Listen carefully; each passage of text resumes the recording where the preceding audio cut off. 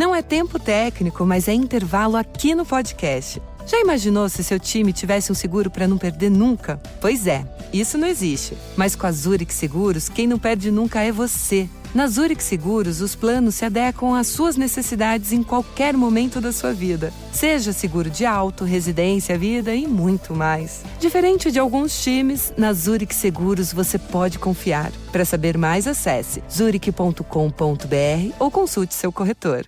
Meu nome é Cairo Santos e eu sou kicker e único brasileiro jogando na NFL. Cada chute, cada jarda conquistada, cada passo me levou para mais perto dos meus sonhos. Agora, a cada R$200 em compras com seu Visa cadastrado, você tem a chance de ficar mais perto do sonho de assistir ao Super Bowl 59. E usando o seu cartão de débito, você ainda concorre a prêmios diários de até R$1.000. Não importa o tamanho do seu sonho, dê o primeiro passo. Visa, apoiando seus passos aonde você quiser chegar.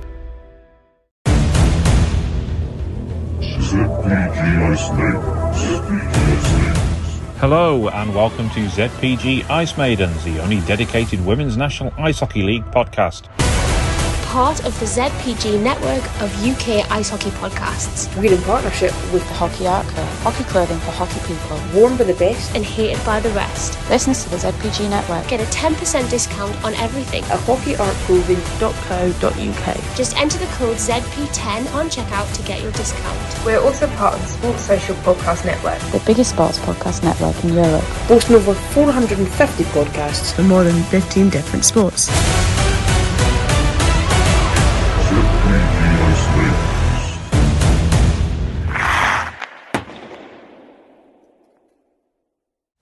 Hello and welcome to the latest episode on ZPG Ice Maidens.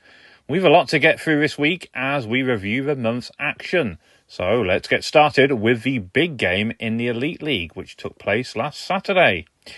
Game 1 of the Solihull Vixens series with the Queen Bees went the way of the side from the West Midlands, with the home team running out 6-1 winners.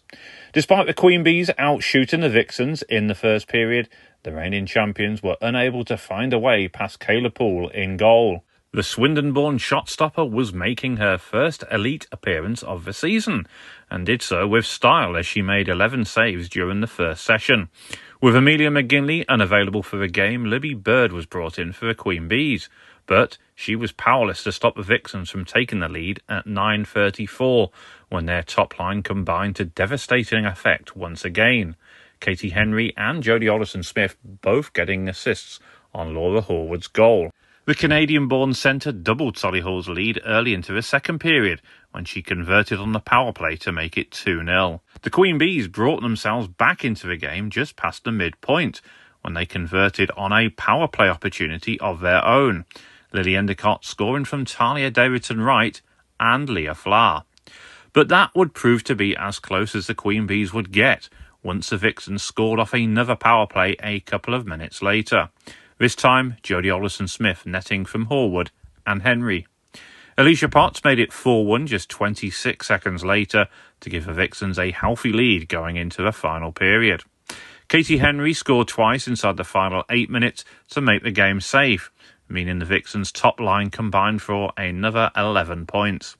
Kayla Poole made 25 saves, with Meg Burton named Vixens Player of the Game, with Leah Flahr taking home the award for Queen Bees.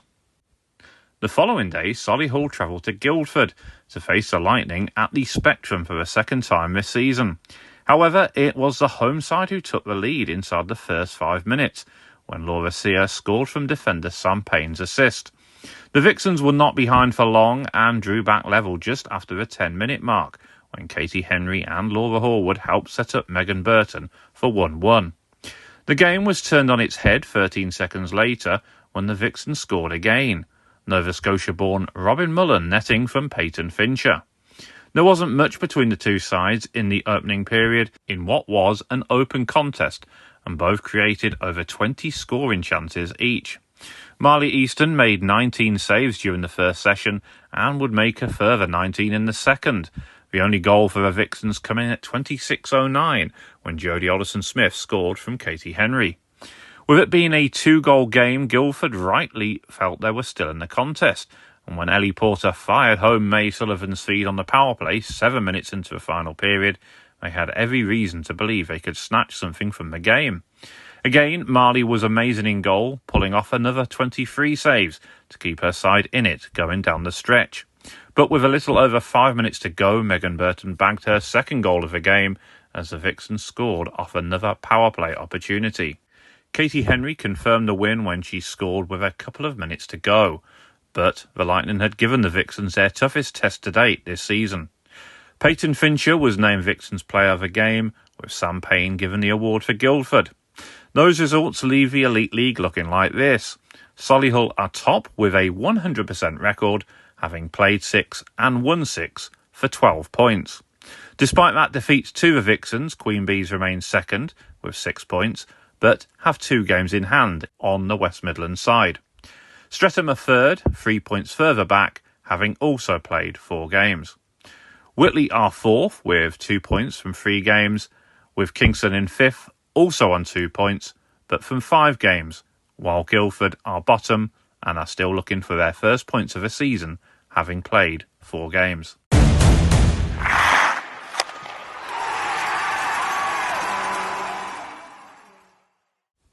The Solway Sharks hosted the Kingston Diamonds last Saturday in what was a fantastic advert for Tier 2 hockey. Despite the Diamonds outshooting their hosts 24-7 in the opening period, the home side played some of their best hockey in the club's history to more than match a team that contains several Elite League regulars and some GB internationals in their lineup.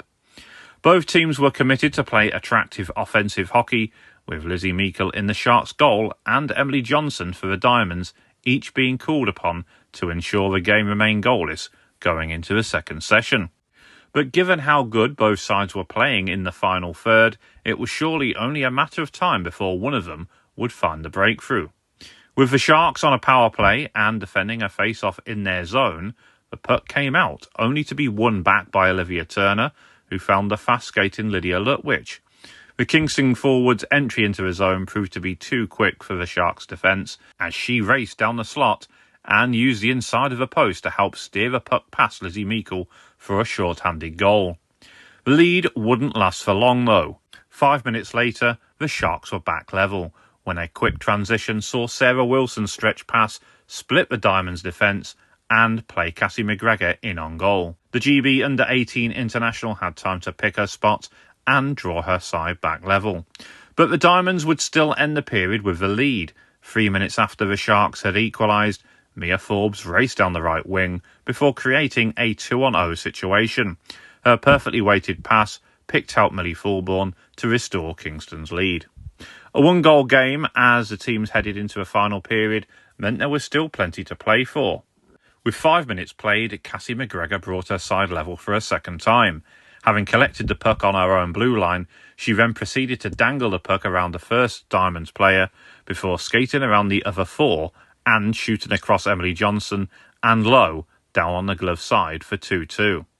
There was nothing separating the two sides, and time was now running out for one of them to find a winner. With a little over 5 minutes to go, it was the Diamonds who got the go-ahead goal, with 5 seconds left of a power play. Kiana Tate's shot was saved, but the rebound fell perfectly for Danny Newlove in the low slot to stab home what proved to be the game-winning goal. Sharks called a timeout with less than 2 minutes remaining, and when play resumed, they went charging up the ice to try and force a third equaliser of the game. It's what they had to do. However, that played perfectly into Kingston's hands, who were able to counter and advance back down the other end, with Mia Forbes, who sent another perfect pass over to Millie Fulbourn to stab home from just outside the crease. With 23 seconds left on the clock, the Diamonds added a 5th. Some great persistence from Kiana Tate saw her dig the puck out from under her feet to release Fulbourn down the right wing. The former Sheffield Shadows forward returned the favour to Mia Forbes, who arrived at the back post like a steam train to bury the puck into the net. Unsurprisingly, Sharks goalie Lizzie Meikle was named player of the game after she made 73 saves. Defender Grace Cooper took home the award for Kingston. After the game, I spoke to Kingston's young superstar forward Izzy Oswin, but first we hear from Solway forwards Rose Abbott, who made the move north from Leeds Roses over the summer, along with Molly Maxwell, who was making her senior debut following a successful stint in the development team. Welcome to Ice Maidens, where today I'm catching up with Solway Sharks pair, Rose Abbott and Molly Maxwell. So first of all, thank you both for joining me. A 5-2 loss, but it was a close game throughout most of that, wasn't it? Yeah, it was really close the first two periods, and we just kept pushing to the end, but unfortunately it kind of slipped towards the end. Yeah, but despite that scoreline on those goals coming quite late, but it's a performance that you can be all proud of, isn't it? Given a team as strong as that, with a lot of elite league experience in there to push them so close. Yeah, we can be proud of everyone who's played, because Kingston do have a lot of experience throughout, like the elite, sort of like all the way down. So. Well, that's right. Yeah, absolutely. Coming off the back of a great win down in Nottingham as well. So that's two really good performances to take into the rest of the season now, isn't it? Yeah, well, hopefully we can carry on doing what we're doing. Absolutely. Now, Rose, I know this is your first season with the Sharks. You were at Leeds previously. And I mean, how are you enjoying it here so far? Well, everyone's a great, it's a great group of girls, and it's great to be playing with them, to be honest, because everyone supports each other, and yeah. Great to hear. Molly, you've taken a different route to join the Sharks. You've come through the development team. So this was actually your debut. So how did you think it went for you personally? 2 penalties, and I wasn't even on the ice, really. But yeah, no, it was good to sit on the bench. I learned from the game. It was quite a high-level game, this one, so I learned a lot, and I got some time on the ice, so I'm happy with that. Yeah, nothing like being thrown in at the deep end, but as you say, you probably learned the most from that. But great to see you both, and best of luck for the rest of the season. Thank you. Welcome to Ice Maidens, where today I'm catching up with Diamonds forward Izzy Oswin. First of all, Izzy, thank you for joining me. That's right, thank you for having me. Absolute pleasure. Now, bit of a close game this one. Diamonds ended up winning 5-2, but what was your thoughts on the game? Yeah, it was a really close game. We all battled really, really well till the end. I think them last 3 minutes, we really turned it on. But yeah, it's good. Yeah, great performance. Very close throughout. The first period was goalless. A lot of penalties as well from both sides. So Yeah. I guess that makes it a little bit scrappy at times, but there was a lot of good scoring opportunities, wasn't there? Yeah, there was. We had a lot of shots. I think it was like 78-16, so we had a lot of chances. But we found the back of the net eventually. Yeah, that's right. Obviously, got the go-ahead goal in the second period, but then Solway were able to get a goal back. But, I mean, you stuck with it, and getting them goals late on, that was perhaps the difference, wasn't it? Yeah. And obviously, Sharks then come back towards the end, but got a couple of breakaways and just made it a little bit more comfortable in the end, would you say? Yeah. Now, your season, how's it gone so far for you, your season? It's going well. I'm playing D2 as well. We've drawn one, lost one, but that's going pretty well, yeah. So I know you've played senior hockey before, but this is your first season where you're not playing 16s because you aged out. So you fully focus on the seniors now, but great opportunities at Diamonds, isn't there, for both those sides? Yeah, there definitely is. Well, thank you very much for joining me, and I'll see you again later in the season. Sheffield Shadows secured a much-needed win over Nottingham Vipers to keep themselves in touch with a playoff berth. Holly Neenan gave the Steel City side the lead just 26 seconds in to set them on their way. Sheffield doubled their lead 9 minutes later when Emma Taylor-Lonsdale scored on the power play, her second in successive weeks, with Neenan collecting an assist on the play. 5 minutes into the second session and the Shadows further increased their lead. It was Taylor-Lonsdale again, although this time it was a short-handed marker, with Chloe Carter registering the assist. Vipers started the final period in the best possible way, when Gemma Dilley netted just 17 seconds in.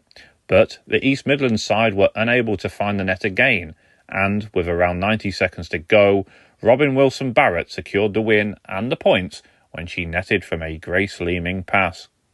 Libby Bird faced 63 shots in the Vipers' goal, saving 59 of them. Defender Caitlin Stocks was named Shadows Player of the Game, with Emma Wilkinson awarded it for Nottingham. Those games see the standings look like this then. Caledonia are top with a 100% record, having won all 6 games they have played so far, leaving them with 12 points. Kingston are second with 4 points, and are also unbeaten with 4 games in hand. Sheffield are third with 4 points from 5 games, with Solway fourth on 2 points from 4 games. Nottingham are bottom without a point from 5 games. There were no games in Division 1 South last weekend, meaning there was no change to the standings.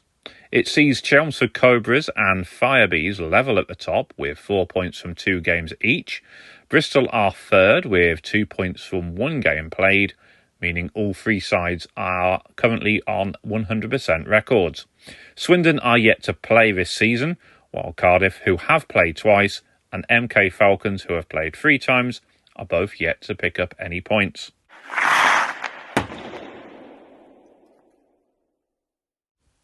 The Whitley Bay Beacons made it 2 wins in a row in Division 2 North last weekend when they beat the Widnes Wild 6-4 at Hillheads. It was the first time they had beaten the Cheshire outfit in 5 attempts in what was a thrilling encounter. Beacons welcomed 4 of their under-16s players into the lineup who had been part of an exciting win earlier on in the day in Hull. Brooke, Royce, Claire Wilson and Emily Duffy forming one of the forward lines, while Iona Harrison continued with Rowan Allen and captain Joy Hurst. Tanya Royce and Paige Brooks welcomed Chloe Johnston onto their line. With Caitlin Eastwood and Dee Vors both unavailable for the game, Whitley rotated with 5 defenders: Alex Browell, Lisa Eden, under-16s player Isabel Johnson, Islay Northend and Lindsay Zerbin-Young, while Ruth Palmer started in goal. Whitley started the game well and was soon ahead with barely 2 minutes on the clock. Iona Harrison collected a loose puck in the neutral zone and advanced before cutting back onto her forehand and letting fly from distance with 1 foot up off the ice for a spectacular finish, which put her side ahead. The Beacons were 2 ahead 5 minutes later when Lisa Eden's shot through traffic from distance was turned home on the backhand by Emily Duffy while she had her back to goal. The home side were enjoying one of their best ever periods of hockey, but there was a reminder of the threat Widnes could pose inside the final 5 minutes of the period when they pulled one back. Former Whitley forward Katie Fairclough did well to carry the puck up the ice before switching the play to the left wing and Rachel Pearce, who in turn delivered a perfect pass into the low slot for Phoebe Patient to turn and fire home from the edge of the crease. Whitley were frustrated as they had chances to have gone 3 goals up just prior to that, but they soon put that disappointment behind them when they added a third before the period was over anyway. With the Beacons flooding the zone on a breakout, Emily Duffy pressurised the Wild defence into a mistake, which she then pounced upon to fire home her second of the game and restore Whitley's 2-goal advantage. But with 6 seconds left in the session, Widnes scored again. Ruth Leopold battled the puck back in the neutral zone before setting Gemma Brown away with a reverse pass. Brown's shot from out on the left wing somehow found a way to squeeze inside the post to make it a 1-goal game once again. It was a thrilling 20 minutes of hockey and there was more to follow in the second period. Another fast start by the home side saw them capitalise to score a 4th of the game. Rowan Allen did a great job of carrying the puck into the offensive zone and forced a kick save out of Wild goalie Stephanie Drinkwater. Rowan then regained possession of the puck out wide before picking out her captain, Joy Hurst, who rifled home from the high slot to give the Beacons another 2-goal lead.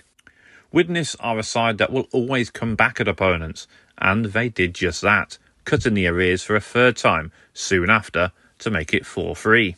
After a sustained attack in the offensive zone where Whitley nearly scored a 5th, they were just unable to steer the puck over the line with another great scoring opportunity. The visitors capitalised on that let-off and were able to advance up the ice with speed and catch the home side on the break. Leen Dekker's quality stick work saw her pick out Amanda Armstrong at the back post to grab a goal back. And minutes later, Widnes drew back level. The Wild top line combined well again with Charlotte Cramp's quick thinking, seeing her exchange passes with Amanda Armstrong in the left wing corner before being left alone in the low slot to tie the game up. Widnes continued to grow into the game and looked the more likely of the two sides to score in the final period. They did have the puck in the net with less than 10 minutes to go, but it was waved off. However, having soaked up that pressure, Whitley looked to catch the Wild on the break and look for a go-ahead goal of their own. They very nearly got one when Emily Duffy just steered her effort wide of the glove side post after leaving their defence in her trail. But moments later, she would get a hat-trick marker when her initial shot rebounded to Brooke Royce in front of the crease and her line mate slipped the puck over to her in a perfect position, unmarked, to slot home. Widnes then called a timeout, but just over a minute later, Whitley made the game safe. From an offensive zone face-off, Claire Wilson got the puck into a good position inside the slot for Emily Duffy to collect. The Scottish youngster then dragged the puck onto her forehand before firing in her fourth of the game and cap what was a great Beacons performance. After the game, I was able to speak with Wild forward Leen Dekker and coach Steve Furber, along with Beacons pair Brooke Royce and Claire Wilson. Welcome to Ice Maidens, where today I'm catching up with Beacons pair Claire Wilson and Brooke Royce. So, first of all, thank you both for joining me. Yeah, no problem. A thrilling 6-4 win for the Beacons end. What was your take on it, Claire? It was an absolutely stunning game, I thought. It's always those games that are very entertaining to play, and they're so much more entertaining to watch. You've just got so much going on. You've got teams tied, and it's an absolutely wonderful experience to be playing it because it's just so much fun. You've got people going here, going there, speed skating as if we're playing PWHL, you know what I mean? So I think it was absolutely amazing. Yeah, what's your thoughts on that, Brooke? It was like a tight game, but we pulled through and got the win.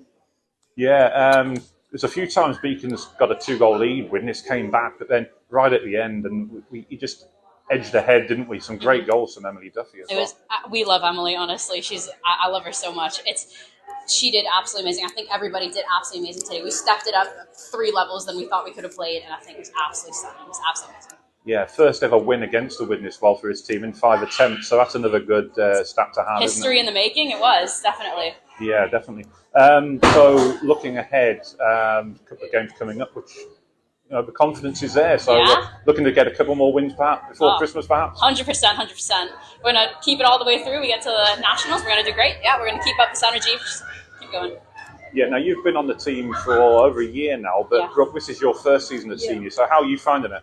It's really fun. Like all the women are really nice. Like they just accept you into the team straight away.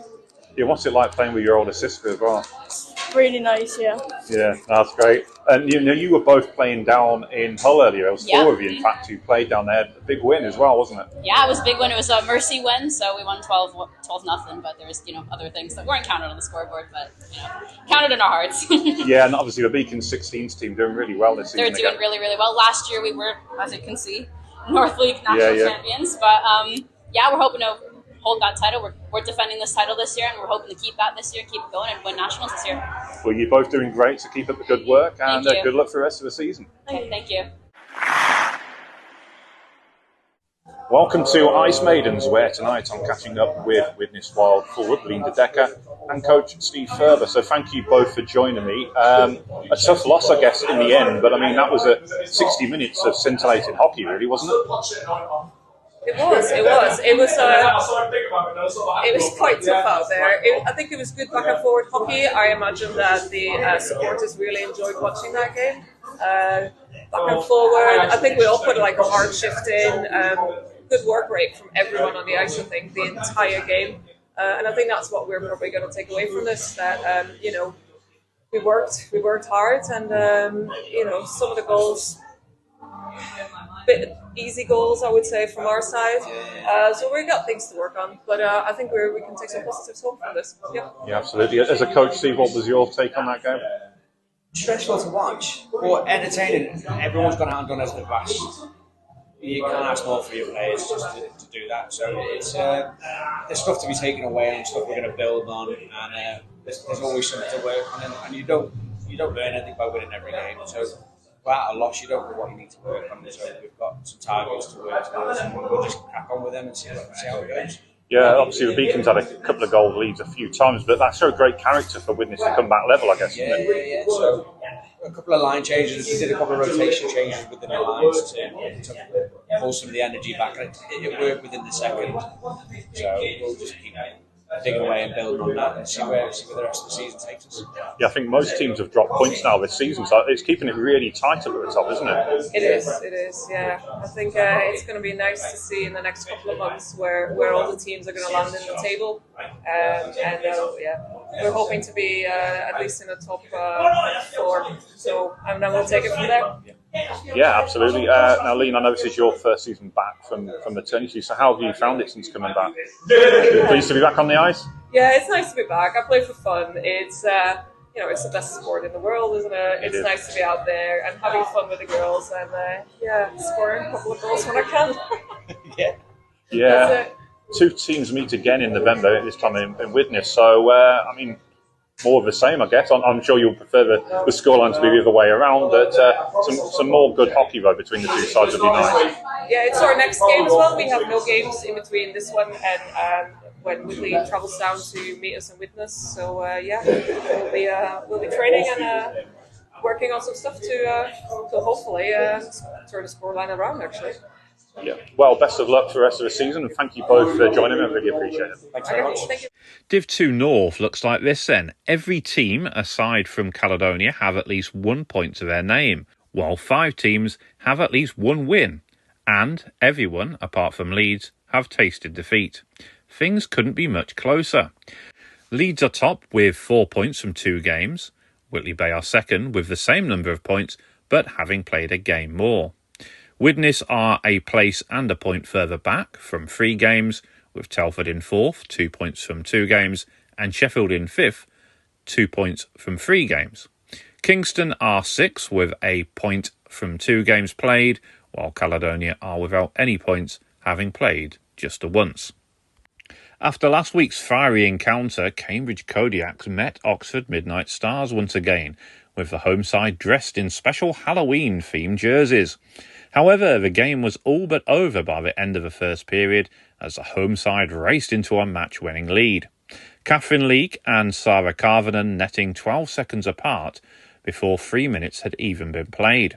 A minute later, and Cambridge were 3 goals to the good when Christina Ashley scored from Josie Milton, who had registered her second assist of the game.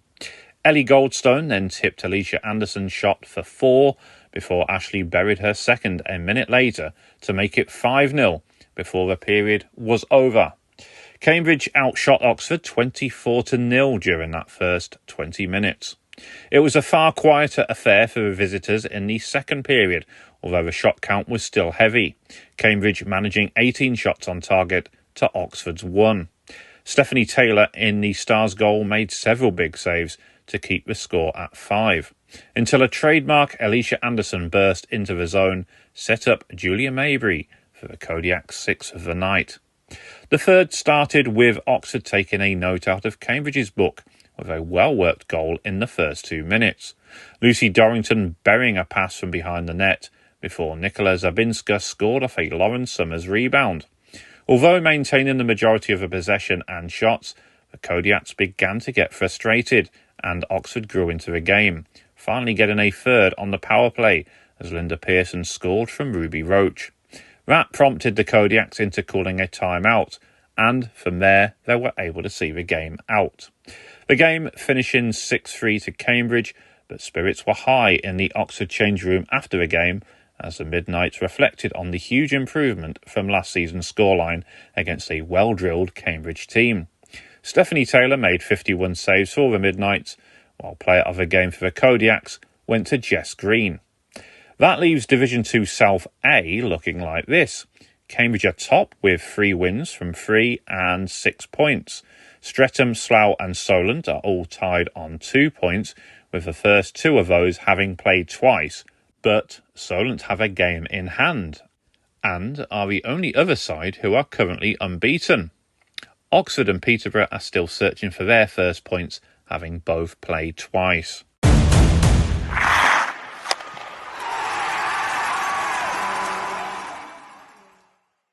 The Haringey Greyhounds made a winning start to life in the WNIHL last weekend with a 6-2 win over Bristol Huskies. Jade Jones had the honour of netting her team's inaugural goal just 62 seconds into the game when she scored from Annie McMahon. But when Evie Corson netted for the visitors 3 minutes later, it meant both sides would have to be content to go into the first break level. The Huskies would snatch the lead 7 minutes into the middle session when Martina Chiranova found the net. But a third period recovery turned the game on its head, ensuring the fans who were packed into the stands inside the Alexandra Palace rink went home happy. Jade Jones netted a second to bring her side back level early into the period before Tegan Walsh scored the go-ahead goal a couple of minutes later off assists from Hannah Dolan-Davis and Abby McMahon.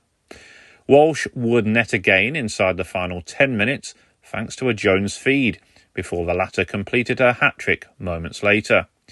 Jasmine Jones added a sixth goal in the final couple of minutes to cap what was a great start to one of the league's newest clubs. It was great to see a packed venue like Ali Pali, and here is some recordings from the crowd and their reaction for what was a very loud and raucous event.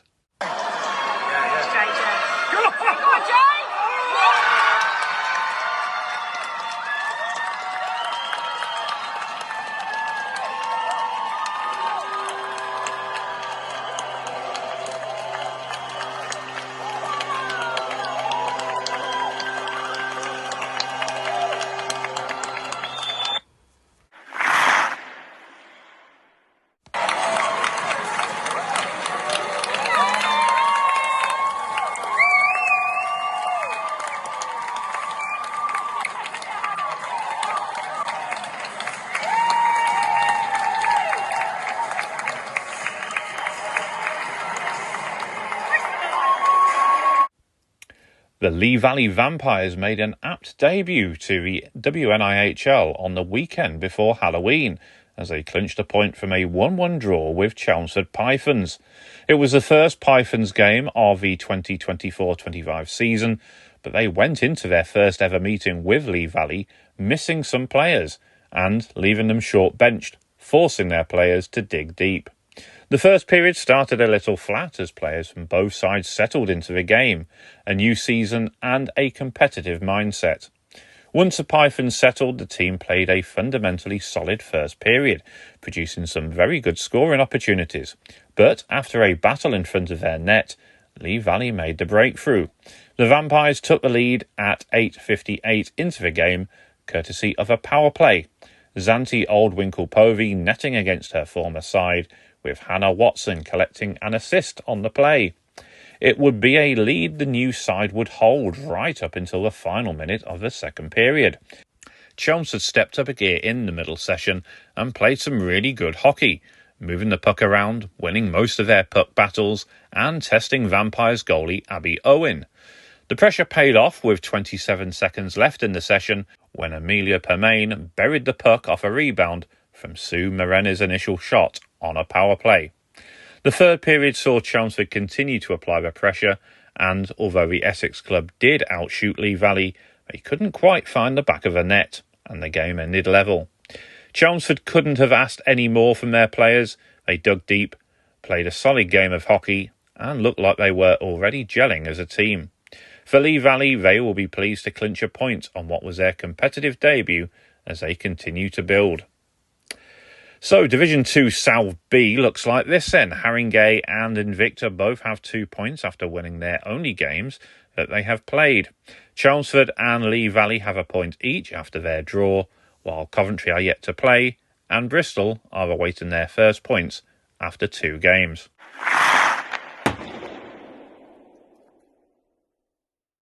MK Storm under-16 girls travelled to Bristol for their first competitive match in 5 years last weekend.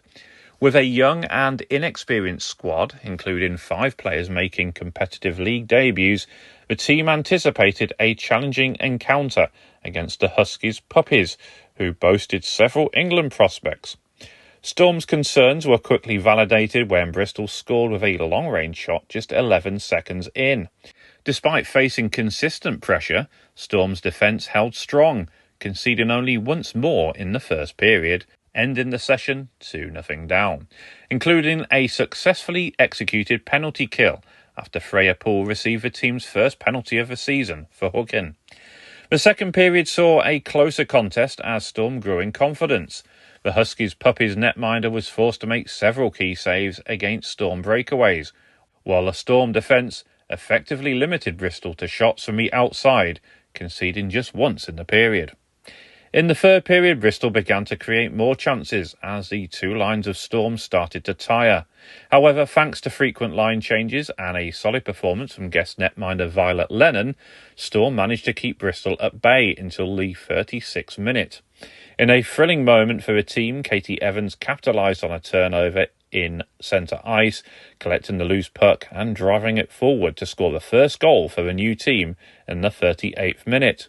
This achievement was met with enormous cheers from the travelling Storm fans and was appropriate reward for consistent hard work from the whole team.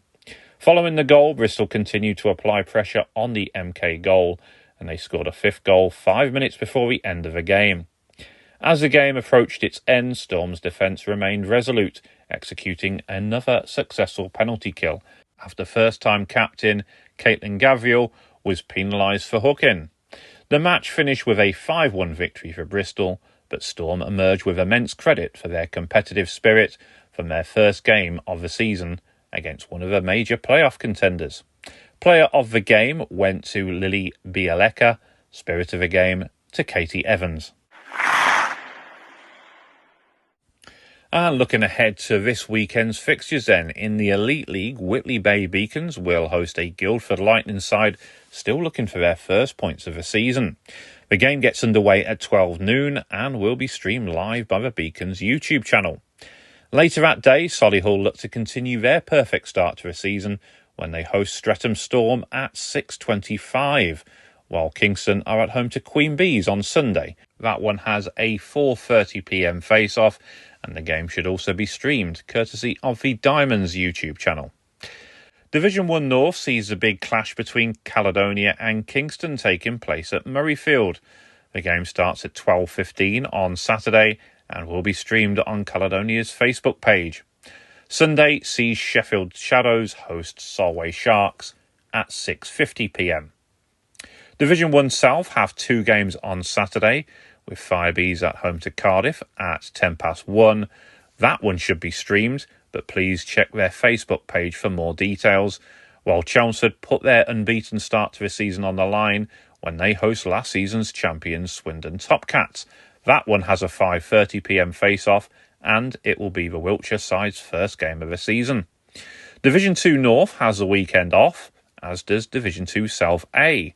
However, Division 2 South B sees Coventry Phoenix make their seasonal debut when they host Invicta Dynamics at 6:10, while in the Southern Cup, Lee Valley play Bristol. That one is a 6:30pm face-off on Sunday. That's all for this week then. Thanks for listening. See you next time.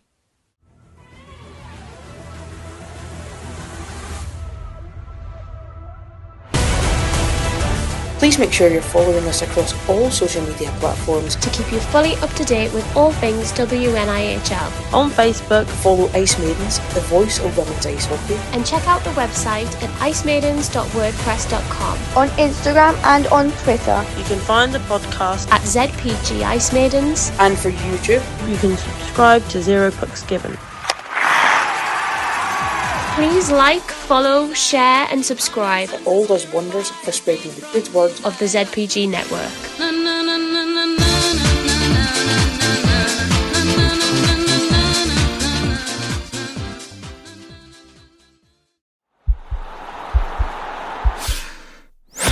This podcast is part of the Sports Social Podcast Network.